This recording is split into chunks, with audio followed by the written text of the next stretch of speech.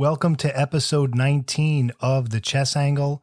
My name is Neil. I am the tournament director and founder of the Long Island Chess Club in New York. And for those of you who may be listening for the first time, we discuss the great game of chess at the amateur level for both tournament players and hobbyists. So there's definitely something for everyone. And this will be our penultimate episode for season 1. And then episode 20 will be our season 1 finale. There's going to be a little bit of a different format for that. I won't say any more than that, but I'm looking forward to it. Should be very cool. And then we'll take a little hiatus, short hiatus, and then we'll come back in the spring, the early spring likely, for season 2. All right, so we're moving along really well. Hard to believe we're 19 episodes in, and we thank you for listening and for all of your support. So I was looking at some chess news, and I noticed the Tata Steel chess tournament, which was going on, and there was a game between Fabiano Caruana and Anish Giri, the Dutch grandmaster. And I'm mentioning Fabiano because I actually met him and his dad when he was a kid, where I am on Long Island.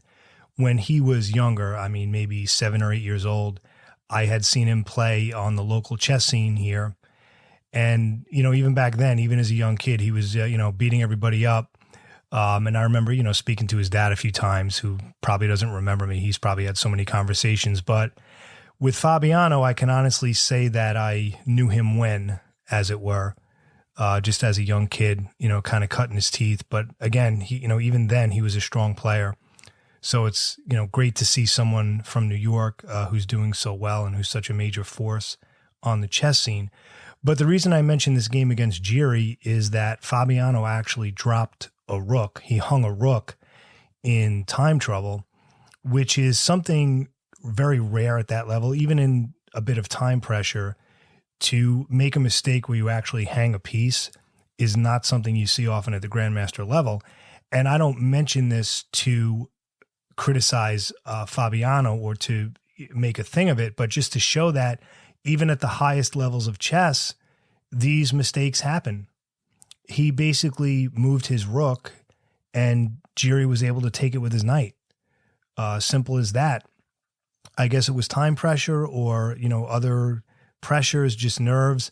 It was probably just an oversight. If you want to check out the position, it's on Twitter, it's on chess.com, wherever you get your chess news. And I guess he just somehow forgot about, Giri's knight that was able to take it.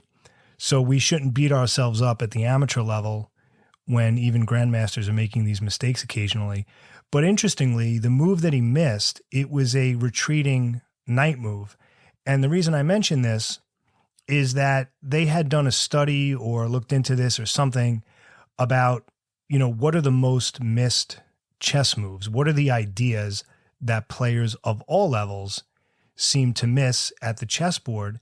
And one of them was, backwards or retreating knight moves. The other was retreating diagonal moves, like for a bishop or a queen. And the other was play along a rank. In other words, horizontal movement. Whenever we see a queen or a rook, we think of the sort of vertical motion that they do because we're facing our opponent that way, but we don't think of the movement they can do from side to side. So very often a player will move a queen or a rook, and we only think of play along the ranks, not along the files, not along the ranks, the horizontal movement. All right, so retreating knight moves, retreating diagonal moves, and play along a rank. Those are the 3 missed ideas. And, Fabiano, of course, was caught with the first one, the retreating knight move. So it was just kind of interesting to see, but it happens at all levels. I had a recent game at my club, not making this up. My opponent was a little bit over 1,600, which is a good player at the club level. Technically, it's above average because Class C, which is 1,400 to 1,599, is considered average. And I won a pawn early on. He missed a tactic. It's one that it's a French defense tactic. I won't get into the weeds of it, but I've seen it many times. I basically won a pawn on autopilot. A lot of amateur players, if they're not familiar with it, they miss it. But anyway, I won the pawn, and he held his own considering. I mean, I was definitely better positionally, even being up a pawn. But then it went to an end game. All right. I may have slipped up a little bit. I probably had a bigger advantage. But anyway, we went into an end game where I was slightly better. It is what it is. And he ended up walking into a mate and won. And in fact, as soon as he made the move, he resigned before I could even mate him. And it just goes to show you, you always have to have your guard up and be careful. And again, these mistakes happen at all levels. Now, what happened in my game was we were in an end game. It was just kings, pawns, and rooks. And I had my rooks doubled on a file, and it was my move, so I moved my king towards the center. Now, not only was it correct in that position, but it's thematic. In an endgame, your king becomes an active piece. You want to move it towards the center so it can control squares and attack pawns and that type of thing. And after I moved my king, he basically did the same, but he didn't realize that it led to mate. Basically, he moved his king towards the center, and with my doubled rooks, I checkmated on the back rank.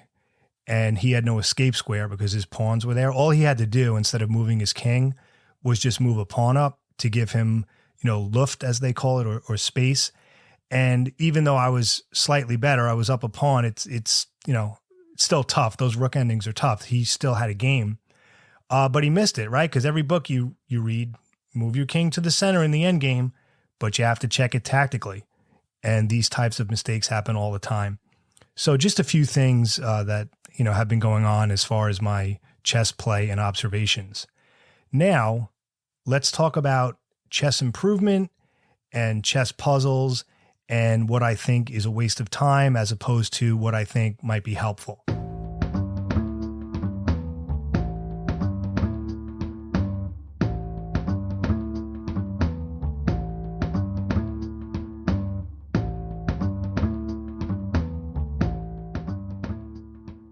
All right, so let's talk about chess improvement time wasters first. These are things that I feel, based on my experience, are a waste of time for most amateurs looking to improve, or at least they're overrated.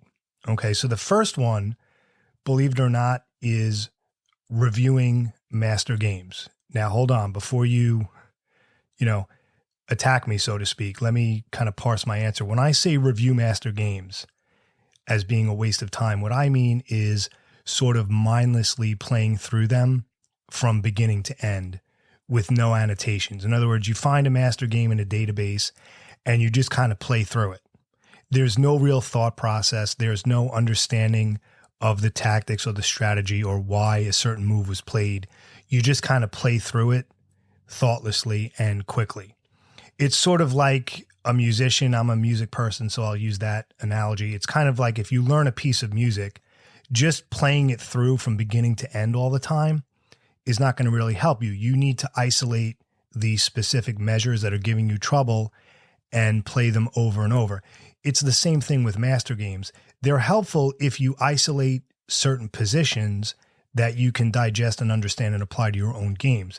But just playing through them thoughtlessly from beginning to end is a waste of time. You're not going to learn anything that way. There's going to be no transfer to your own games. So that's a big thing. The second thing that I feel is a time waster as far as improvement are these meaningless or mindless online blitz games. That's something you've heard me say before if you've been following the podcast. If you're going to play online, and I'm not talking about doing like exercises or puzzles online, but if you're going to actually play chess online, play a game, it should be meaningful. Okay. It should be a time control where you can actually think a little bit, and then you should analyze your game afterwards. You shouldn't just play these 2-minute games or 3-minute games over and over and over. You just move on to the next game and you don't look at what you did. Now, yes, I think it's okay to do some 5-minute games here and there just to work on tactics and your clock control. That's fine. But when you just play these 3 or 4-minute or even 5-minute games just over and over without analyzing your games, and there's just, you're just playing games just to play and not really seeing how you can improve from it and learn from it, you're just wasting your time. I'd much rather you play a few online games, like 1 or 2, and then go back and analyze them, see what you did wrong. Or, look at an instructional video or one of the lessons on chess.com, that type of thing, or whatever site you use.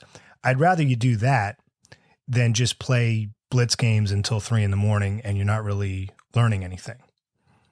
All right. The next thing that I feel is a time waster are certain books that are too advanced and simply don't address the particular issue that you're facing. So in other words, if you're a 1300 player or a 1200 player and you're struggling to improve and you're hanging pieces and you're missing basic tactics, that type of thing, you shouldn't be reading, Think Like a Grandmaster. You shouldn't be reading The Art of Attack. All right. If you're still hanging pieces or you don't see that your opponent can win a pawn, you don't want to start reading, like I said, The Art of Attack or any of these other, books that are much more advanced. You need to work on your basics first. And I think there are a lot of books out there that are just, they're well known, they're famous, but they're just not right for certain players. Like you need to address your own specific problem. Now, just as an example, and I don't mean to sound harsh here, this may come off a little tough lovish, but I've heard tons of players over the years. Either I, heard something online, or I heard something in a podcast, or I heard someone being interviewed, or I read it in a book, wherever it might be, where they'll talk about this very detailed study regimen. For some reason, for whatever reason, maybe their career or their position or whatever it is, they have an inordinate amount of time to study. And they'll say, well, I'll start out by doing some puzzles and then I'll, go into Fritz and analyze my games. And then I'm reading this book and, I'm trying to read, a certain amount of books per year, whatever it might be. They're doing all these things. You're thinking, wow, this guy, and it's, they're like rated 1200 or they're rated 1300. And this is for several months or several years. If you're putting in all that study time, but your rating is not increasing, you're doing something wrong. It's that old expression, insanity is doing the same thing over and over again, but expecting a different result. So you really need to see what's working and what's not, and you need to adjust. And I just think there are a lot of materials out there that are just not being used properly or are too difficult for, a student's particular needs. Now, I want to mention one more time waster. I could go on and on and on, but I want to get to some other things. So the other thing is this extensive opening preparation where you look at all these obscure sidelines and you really do a deep dive. That might be necessary, or probably is necessary at the grandmaster level because of all the evolving theory. You need to be up on the latest lines. But at the amateur level, your time can be better spent. As I said in episode 1 about openings, I advocate at the amateur level that you should pick the same openings and stick with them, because that way you'll get positions that you are familiar with and you won't be caught off guard. And as you review your games, you'll keep seeing the same themes and you'll just enjoy the game more. I believe you should just play the same openings instead of constantly experimenting with different openings, because you're never going to catch up. And the truth is, all of these deep, crazy sidelines, you're never really going to see at the amateur level. It's very rare that it's even going to get to that point. So you're going to spend all this time, oh, I learned this line, I prepared this line, where 99% of the time your opponent's not going to go in that direction. All right. There's an expression out there, forget who said it, which is all openings offer chances at the amateur level. That's certainly true. Like, here's an example just off the top of my head. As you know, I play the French defense as black. Okay. Now, if my opponent plays the exchange variation, I'm very happy with the black pieces, because the exchange variation doesn't give white much. Black equalizes, very quickly, pretty much instantly. But the truth is, at the amateur level, anything can still happen. Whereas at the grandmaster level, you very rarely see the exchange variation, okay, in the French defense, because white's not going to let black equalize that easily. And at the grandmaster level, though, that can make a difference as far as the result because you're dealing with two high-level players. But at the amateur level, even though the exchange variation doesn't give white much, it really doesn't matter because you're at the amateur level and generally anything can happen. Usually there's going to be a tactical mistake at some point. So the point I'm trying to make is these real extensive, deep, whatever you want to call them, all these crazy sidelines, this deep opening preparation, you just don't need it at the amateur level. Just pick your openings, understand the basics, understand the themes, look at a few sidelines, don't go crazy, and you'll be in good stead at the amateur level. And then you can spend the rest of your time working on middle game ideas and end games, stuff like that. All right. Now let's talk about chess puzzles and chess exercises. And the title of this episode was, do they really help? The answer is yes, they do if you use them properly. I feel like there are a lot of players out there who do chess puzzles or exercises on a regular basis, but they're not really improving much. So let me share some ideas with that. The first thing with any chess exercise or puzzle, don't guess. Don't guess, because when you're in an actual tournament playing, you don't want to guess. You need to know why you're making the move. So you can't guess. You have to reason through it and analyze and know why you're playing a certain move. The second thing is don't rush them. The idea isn't to go through as many chess puzzles per day as you can. The person who only goes through, let's say, 2 or 3 puzzles a day, but really studies them thoroughly, is going to be better off than the person who goes through 20 puzzles a day, but only went through them superficially. Even strong players, I've heard them say this. There was, I think it was a senior master. This was years ago, gave a lecture. He said even at his level, if he looks at a position and it was tricky, he'll review it 5 or 6 times, sometimes more, until, it's imprinted in his brain. And that's what you need to do with these chess puzzles. It's the old saying, quality, not quantity. That's so true. You're much better off doing fewer puzzles per day, but really thoroughly, than just getting through, a module online just to say you finished it. That's so important, because then what happens is you develop in your brain, it's almost like a computer. You get this database of positions and situations where there's a tactic. And then what happens is in your actual games, it's like a light goes on, like you sense something's there. Like your opponent makes a move and it's like ding, ding, ding. It's like this light goes on. Wait a minute. There's something there. Go find it. All right. Now, maybe you might see it right away, but if not, you at least know enough from doing these puzzles properly that there's something there. All right. So don't rush through them. Don't guess. And if you get the solution, whether you figured it out or you had to look, whatever it might be, you need to go through it several times. All right. Until it's imprinted in your brain. All right. So, less is more type of thing. Now on chess.com, which is what I use and what I recommend, the lessons I feel are the best instruction. Like I know they have videos and other things. Those are great too. But I like to use the lessons. That's what I use, and I recommend it to everybody. I'm actually on chess.com right now, so let me just kind of go through some of these with you. All right, so if you click on Learn and then Lessons, I'm under All Lessons, and in no particular order, you have World Championship Preparation, the top 10 games of the 1980s, every pawn structure explained, World Championship masterpieces, all sorts of things here. And then if I click on Guide, there's everything for all levels. I mean, there's how to play. If you're a ranked beginner, they have it as simple as how to move the pieces. And then there's opening principles, playing the game, winning the game. If you click on All Lessons, going back to that, there's opening, strategy, tactics. They actually categorize them for you. Now, my bookmarks, these are the ones I'm going to be working on. Where are we here? Sorry. How to Avoid Mistakes by GM Romain Edouard. I think I'm saying that right. That's what I'm going to be working on. There's How to Dominate Your Opponent's Pieces, also by the same GM. Defending Difficult Positions. I have all these bookmarked to do. tactical ideas in the end game, think like a master.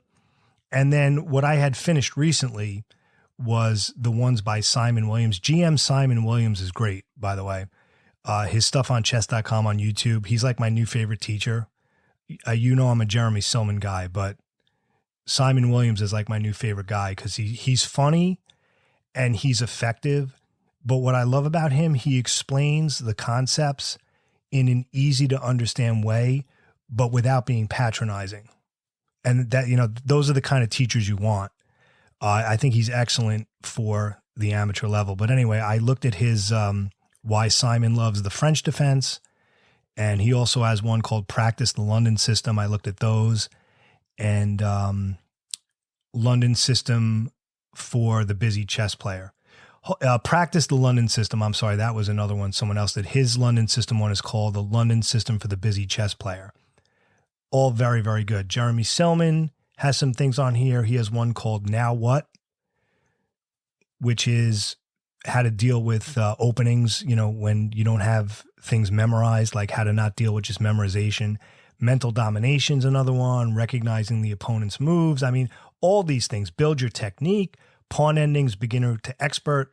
So I won't go on, but as you can see, there's so much material on here. And most of these modules, there's a video, and then there are actual exercises where you review what's in the video and you try to find the correct move. If you make a wrong move, it'll explain why. There's a lot of written prose, just very, very good stuff. You know, this stuff is going to be more valuable than playing 2-minute blitz games at 1 a.m. All right. But I highly recommend it. Like I said, the one I'm going to be working on is How to Avoid Mistakes by GM Romain Edouard. All right. That's the next one on my list. So good stuff. Again, if you go on chess.com, you click learn and then lessons. I think it's some of the best instruction online. Now, for the last part of this discussion on chess puzzles and chess exercises, ideally, the best type of exercises or puzzles are the ones that do not give you any hints, where it's literally a position and it's like, okay, it's white to move, what's the best move? It's black to move, what's the best move? Because let's face it, in a tournament game, that's what it's going to be like. You have a position and you need to know what to do. Is it a positional thing? Is it a tactical thing? Is there mate? No one's going to tap you on the shoulder in an actual game and say, oh, hey, buddy, you have a tactical shot. Or, hey, buddy, it's mate. Or, hey, buddy, you have a threat. You know, your opponent's threatening something. You got to deal with it. Those are the best types of puzzles because think about it. If I give you a puzzle and I say it's mate in 3, I did half the work for you, because if you know it's a mate, you're going to look for checks. You're going to look for things around the opponent's king. If I say it's a tactical shot that wins material, you're going to look at sacrifices and captures. If I say it's a positional move that prevents your opponent from controlling a square, something like that, then you're going to look for those types of ideas. No one's going to give you that type of clue in an actual game, which is why I am highly recommending the book Practical Chess Exercises by Ray Cheng, Cheng. It's readily available. I put a link below if you want to check it out. I've had this book for a number of years. It's probably the best book, or at least I'll say one of the best books for chess improvement at the amateur level, or specifically, it's one of the best chess puzzle books at the amateur level. And again, that's for 2 reasons, because every single position in the book, all right, he deliberately structured it this way. Every single position simply says whose turn it is to move, and that's it. So you see a position, it's black to move. The next position, it's white to move. You have no idea if it's tactical, if it's defense, if it's positional, if it's mate, okay? And he has openings, middle game, end game positions. And the other reason I'm recommending it is because, except for a few of the end games, every position in the book is from an amateur game. And one of the things that I've said, and I'll say it again, for amateur players, I feel you're going to get a lot more out of studying amateur games than you are master games. Now, that might seem counterintuitive, but by studying amateur games, you're going to face the types of scenarios that you'll actually face in actual tournaments. I mean, think about it. All right. But I highly recommend this book, Practical Chess Exercises. I'm going to read a little excerpt from the beginning, which kind of discusses how it's organized. This is from page 7. Most chess puzzle books consist entirely of tactical exercises, but there is a downside to this. Knowing at the outset that there is a tactic to be found dilutes the value of the exercise. Indeed, it encourages the reader to adopt an abridged thought process, jumping right into calculating outrageous sacrifices, for instance, without being led toward the solution by skillfully reading the clues in the position. Just as often, this reader might prematurely stop calculating once a plausible tactic has been found and affirmed by the solution in the back of the book, without bothering to double-check whether it really works. For that reason, I included a number of positions where there is a tempting tactical try that fails for some reason, and the best move is something else entirely. In real life, many, and perhaps most tactical possibilities turn out to be flawed, and thus the habit of double-checking them is well worth cultivating. Likewise, I included positions in which it is your opponent who has the tactical threat. Your job is then to identify the threat and take any appropriate defensive measures. So think about how true that is, where we're convinced there's a tactic, but it turns out it doesn't exist. And if we end up making this quote-unquote tactical move and we're wrong, that's often a game-losing blunder, all right? Or if it's not a game-losing blunder, we're then in a worse position. So what I would like to do now is talk about the actual puzzles and how those are structured in the book. All right, so I'm looking at a sample page. Now, on the left side of the book, he has 6 puzzles. And then on the right side of the book, he has the solution. So what you would do is you would get a piece of paper or a really large index card. Actually, it would have to be a piece of paper. I don't think they make index cards that big. Maybe they do. But anyway, you want to cover the right side and then figure out the answer on the left side and then, check your solution. But again, you don't want to guess. You want to think through these. If you want to, use a chess clock or time yourself, you can. But what I like about the solutions is that he gives you the answer, of course. Then he tells you the level of difficulty. And he doesn't get crazy with variations, just maybe 1 or 2 slight variations. It's very straightforward. And every page is like that. It simply says either black to move or white to move. There's no clue. And on each page, it's a mixture of middle game, end game, tactics. Just very, very effective, very well laid out. And again, I'll repeat what I said earlier.